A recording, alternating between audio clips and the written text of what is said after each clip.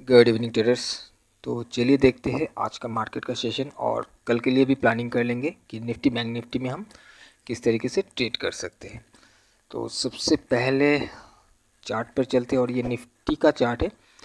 तो निफ्टी में कल मैंने आपको बताया था कि आज के दिन में मैं बाइंग के लिए कोई इंटरेस्टेड नहीं हूँ, स्पेशली ऊपर के लेवल से। और अगर मुझे बाई करना भी होगा तो प्राइस अगर रिट्रेस करके नीचे आता है और कहीं से सपोर्ट लेकर घूमने की कोशिश करता है तो फिर वहाँ से बाई का पोजीशन बनाया जा सकता है। अदरवाइज ऊपर के लेवल से हम बाई नहीं करेंगे, सेल के लिए ढूंढेंगे। अगर सेल का अपॉर्चुनिटी मिलता है तो हम सेल कर सकते हैं। और मैंने आपको बताया भी था कि ये जो भी जोन है इसके अंदर अगर प्राइस जाता भी है तो कहीं से भी ये घूम सकता है, कोई गारंटी नहीं है कि ये इस लेवल को जाकर टकराए।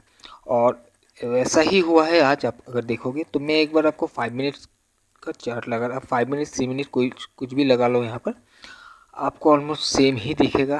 तो अगर आप देखोगे तो यहाँ पर रेजिस्टेंस लिया था पिछले दिन, यहाँ पर फिर कंफर्म किया रेजिस्टेंस को। आज यहाँ ओपन होकर इसने रेजिस्टेंस को ब्रेक किया। और साथ ही अगर आप प्राइस एक्शन के अकॉर्डिंग देखोगे तो यहाँ पर एक इसको मैं थोड़ा सा यहाँ ले लेता हूँ। ओके, तो यहाँ पर इस तरीके का एक प्राइस एक्शन बन रहा है। अगर आप इसको देखकर यहाँ पर ट्रेड ले लेते तो डेफिनेटली आपका यहाँ पर लॉस हो जाता, स्टॉप लॉस हिट हो जाता। और मैं आशा करता हूँ कि आपने कल का वीडियो देखा होगा और आज आपने बाई साइड में कोई भी ट्रेड नहीं बनाया है, क्योंकि मैंने क्लियरली आपको बताया था कि आज हमें बाई करना नहीं है ऊपर के लेवल से, क्योंकि ये जोन काफ़ी इंपॉर्टेंट है। यहाँ से जैसे अंदर जाएगा तो कहीं से भी ये घूम सकता है। ओके, तो उसके बाद अगर आप देखोगे, चलिए 15 मिनट्स पर हम फिर चले जाते हैं। और ओके, तो उसके बाद अगर आप देखोगे तो प्राइस नीचे घूम कर आया, यहाँ पर थोड़ा बहुत कंसोलिडेट किया और फिर यहाँ से रिवर्स करके कहीं इस लेवल रेंज के अंदर जाकर इसने क्लोजिंग दे दिया है। और जब क्लोजिंग दिया तो यहाँ पर थोड़ा वॉल्यूम भी इंक्रीज कर दिया है। अब देखिए क्या हो सकता है कल के दिन में। अगर सॉरी ओके, सो अगर प्राइस कल यहाँ कहीं ओपन हो जाता है, मान लेते हैं कि इस लेवल पर ओपन हो जाता है और यहीं से ये सपोर्ट फॉर्म करने की कोशिश करता है, इस लाइन के ऊपर ही कहीं सपोर्ट फॉर्म करने की कोशिश करता है और यहाँ से उठता है, तो हो सकता है कल एक बार ये इस लेवल को ब्रेक करने की कोशिश करे। ये ऊपर वाला जो भी रेजिस्टेंस का अपर लेवल है इसको एक बार ब्रेक करने की कोशिश करे। उसके बाद ये ऊपर सस्टेन करता है या फिर घूमकर नीचे आ जाता है वो तो क्लोजिंग के बाद ही मालूम होगा।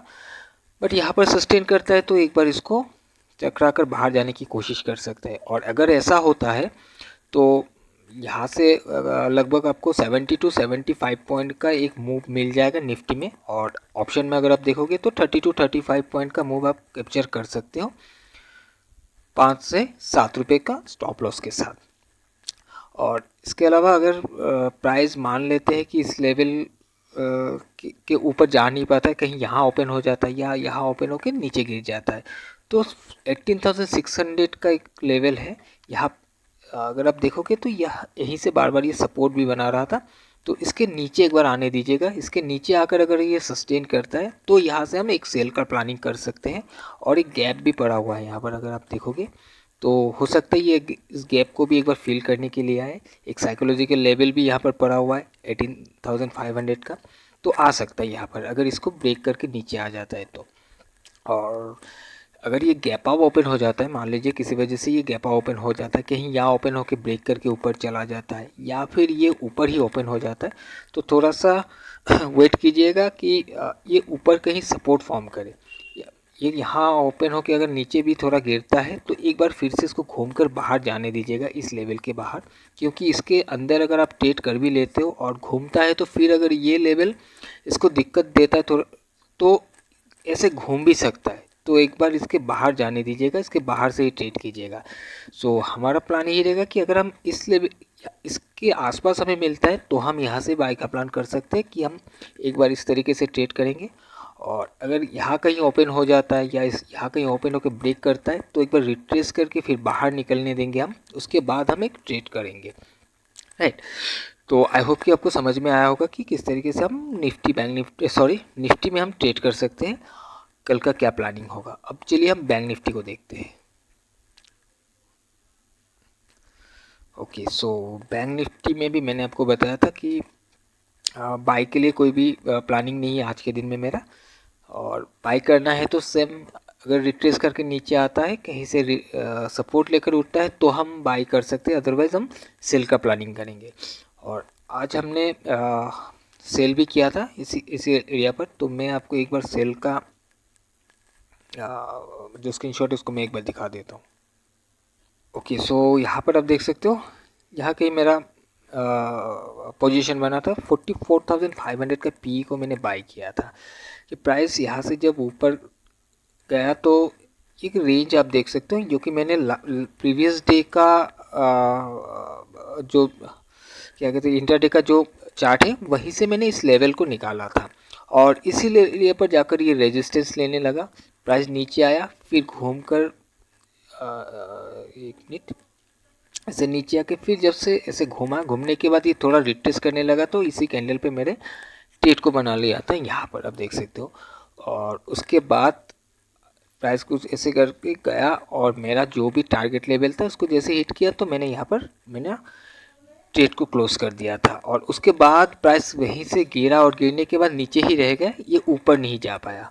अब अगर मैं आपको पूछूं यहाँ पर कि मैंने इस ट्रेड को यहाँ पर क्लोज करके सही किया या गलत, अभी आप कहोगे, अगर आप ऑप्शन का चार्ट जाकर देखोगे और चेक करोगे तो आप बोलोगे कि सही किया, कि मैंने यहाँ पर एग्जिट कर लिया है।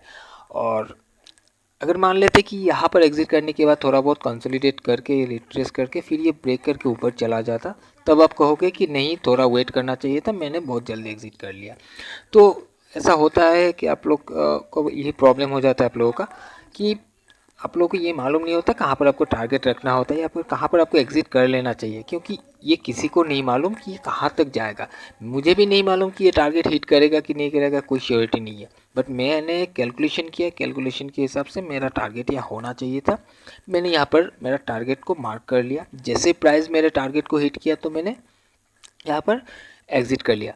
अब देखिएगा यहाँ पर मैं रुक सकता था, कब रुक सकता था, अगर ये जो कैंडल आप देख रहे हो, कैंडल इसको टकरा कर यहाँ का क्लोजिंग दिया, क्लोजिंग के बाद मैंने यहाँ पर एग्जिट कर लिया था। अब अगर ये ऊपर कहीं क्लोज हो जाता, मान लेते ये यहाँ ही कहीं क्लोज हो जाता, ये वीक नहीं बनता और उसके बाद कोई कैंडल यहाँ पर ट्रेड कर रहा था, तो मैं हो सकता है मेरा जो स्टॉप लॉस है इसको उठाकर मैं यहाँ पर रख देता, और उसके बाद अगर चलता तो ठीक है, मुझे और प्रॉफिट मिल जाता। और अगर ये नीचे आ जाता तो जो मेरा टारगेट है वही लेके मैं निकल जाता। राइट, आई होप कि आपको ये पॉइंट भी क्लियर हो गया होगा। तो अभी चलिए हम देखते हैं कि कल हम कैसे ट्रेड कर सकते हैं बैंक निफ्टी में। और मैं ये लेवल जो है आप यहाँ पर देख सकते हो, इस कैंडल का रेफरेंस को मैंने लिया था। तो अगर मैं आपको इसका बता दूं, तो अगर आप देखोगे पिछले दिन कुछ इस तरीके से कुछ ऐसे करके ट्रेड हुआ था, राइट। और यहाँ कहीं लो बनाया हुआ था, वैसे लो तो यहाँ पर ओपनिंग में बना दिया था, बट मैं अगर क्लोजिंग के हिसाब से देखूँ, जब बैंक निफ्टी जब क्लोज यहाँ पर हुआ तो उस टाइम में जो लो बना हुआ था यहाँ पर, और ये यहाँ से गिर कर आया था। जब यहाँ से गिर कर आया तो इसने इस कैंडल का स्ट्रक्चर को ब्रेक किया, यानी कि इस कैंडल में जो बायर्स बैठे हुए थे इनको ट्रैप किया, ट्रैप करके यहाँ पर गिर के नीचे क्लोजिंग दिया है।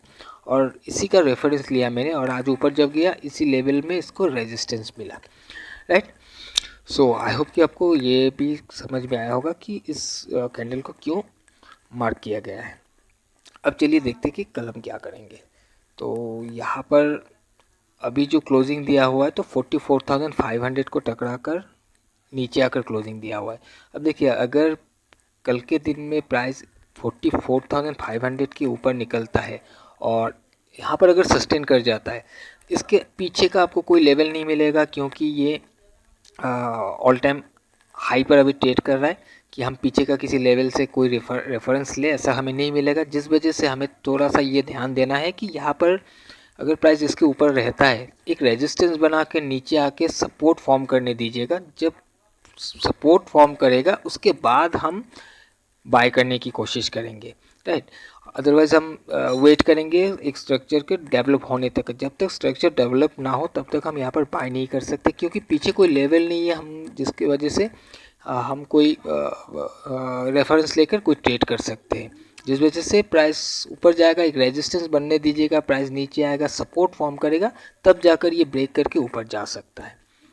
और अगर प्राइस ऊपर जाने के बजाय मान लेते प्राइस कल यहाँ पर साइकोलॉजिकल लेवल को ब्रेक नहीं कर पाता है, नीचे आ जाता है, तो यहाँ पर ये जो भी लेवल मार्क किया हुआ है 44,400 आप मानकर चल लीजिए कि इसके नीचे अगर प्राइस आके सस्टेन करता है तो फिर यहाँ से हो सकता है हम एक सेल का प्लान कर सकते हैं कि प्राइस फिर से नीचे आने की कोशिश कर सकता है, राइट। तो हो सकता है कि इस एरिया तक एक बार फिर कल के दिन में ट्रैवल कर जाए, ऐसा भी हो सकता है। बाकी हम देखेंगे मार्केट कैसे कल ओपन होता है, उसके बाद ही हम कोई डिसीजन ले पाएंगे। और इसके अलावा अगर आप देखोगे तो बैंक निफ्टी भी एक रेंज में है। यहाँ पर एक 44,500 का साइकोलॉजिकल लेवल है जो एक रेजिस्टेंस का काम करता है, और दूसरा एक हिस्टोरिकल रेजिस्टेंस को ब्रेक करके इसने गया था। तो इसी रेंज पर 2 दिन अभी ट्रेड किया है, तो इसका ब्रेकआउट अगर ऊपर हो जाता है, अगर सस्टेन कर जाता है तो मूव एक अच्छा मिल सकता है ऊपर के साइड में, बट थोड़ा सा वेट करना पड़ेगा। एक बार सेलर्स को आने दीजिएगा, सेलर्स को ट्रैप होने दीजिएगा, उसके बाद ही यहाँ पर एक अच्छा मूवमेंट हमें देखने के लिए मिल सकता है। एनीवेज आई होप कि आपको समझ में आया होगा कि कल हम निफ्टी बैंक निफ्टी में कैसे प्लान कर सकते हैं। तो चलिए आज के लिए इतना ही, मिलते हैं हम एक नए वीडियो में। Till then bye bye.